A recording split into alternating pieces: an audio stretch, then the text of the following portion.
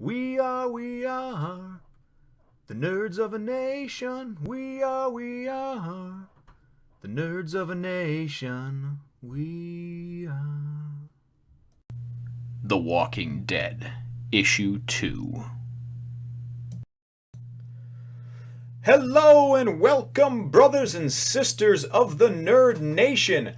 I, as always, am Jim, here to bring you another review, our second one for issue 2 of The Walking Dead. I've been reading them out of these wonderful hardcover books that collect 12 issues in each one, but I like to have attention to detail, so I'm doing them one chapter at a time to give them their proper and due credit, their time in the spotlight. So, without further ado, a quick recap of the first issue introduced us to our main character, Rick Grimes, and briefly his partner, Shane. Rick was shot, woke up in the hospital a month later. Everything had gone to shit.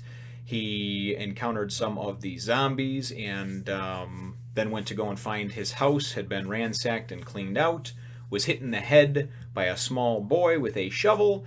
The boy's father, he then woke up and the boy's father told him that the dead are walking the earth, an epidemic had spread, and that his best hope was going to a large city. So that is where we have where we kind of start our journey. Rick took Dwayne and his father Morgan over to the police station because Rick, our hero, I guess you would say, is a sheriff for the local police station in Kentucky. And he believes that his wife may have taken herself and their son, Carl, to Atlanta, which is probably a couple hundred miles away, but I guess she has family there, and from what Morgan told him, that's where they were ushering people to go before radio silence and electricity went out. So, without further ado, let's dig right into this one. I gotta say, as a fan of the show, this is really, really cool to be able to see, read the way it was originally intended to have been written, and just the panels, the art, even though it's in black and white, it really is very good. And this story picks up. Rick has gotten himself a car, and he stops at a gas station, and the gas pumps are off, or there is no gas, and he's basically pissed off. He gets in the car, keeps driving, out in the middle of farm country as well, so there's not a gas station like in some of the more populated cities every 2 blocks. He winds up running out of gas. This then takes him to a nearby farm that he sees. He knocks on the door a few times, nobody answers. He opens the door and says, "Hey, is anybody home? I'm a police officer. I just looking for some fuel. I'm not trying to hurt anybody." And he winds up coming in and seeing a pretty grisly sight. There is a family there dead. Looks as if they've all committed suicide, probably to avoid, the plague, the zombie plague, or being eaten or attacked or turning into one of the zombies. So Rick, goes outside and throws up, as I'm sure the stench was overwhelming. He then goes and looks in the barn and finds a horse who is in the barn and still alive and well, and a great means of transportation, I would think. It's also noteworthy that he picks up a hatchet, a small axe off the wall, to help to arm himself, against whatever may come. So he then goes and takes, and he's riding on the horse, and he has a little bit of a flashback moment, I guess you'd call it, and he starts to try to make himself feel better by talking to the horse, and just really talking to himself, not as if the horse is going to respond, unless it's the famous Mr. Ed. But at any rate, so he winds up talking to himself about the first day, the day that Carl, his son, was born. And very quickly he winds up getting melancholy and says, "You know what, this probably isn't a good idea." A couple of pages later, we find him riding up to and then into Atlanta, which is obviously a larger city, a few million people. And that's where he had heard last that everybody was being directed to go to so the military could protect them. So he just barely makes it into the city, a block or two, and we see zombies. The corpses starting to kind of rise from laying on the ground, because they the sound, the movement, and they probably smell fresh meat. and he quickly gets overwhelmed. He's thrown from his horse as these zombies surround him. He's able to scamper back a little bit. One of the zombies turns and looks at him. He's able to put a hatchet into his head. Some pretty cool action scenes too, pretty violent and grisly. It's definitely a series that's not going to hold back on any of the blood, I don't think. It's certainly not going to be for the faint of heart, and the show has been the same way. So anyway, he fights off a couple of zombies and then starts to run down an alley to get away from these things. And we're introduced to a character that I'm pretty sure he's a mainstay in the comic here from what I've heard, but also a fan favorite and one of my favorites in the show, and his name is Glenn. He's a little Asian guy, and he has a baseball cap, and he basically grabs him because Rick starts pulling out his gun and starts shooting these things, Well, that attracts them, especially in a big city. I'm sure the echoes, bring them from miles. So Glenn tells him, he says, no, come on with me, we can get out of here. Stop firing the damn gun, though. So Glenn runs down to the end of the alley, jumps, and is able to grab the ladder to pull down for a fire escape. Him and Rick, scamper up to the top of this building. While they're up at the top of the building, the zombies obviously aren't climbing any ladders, but they do, surround the building.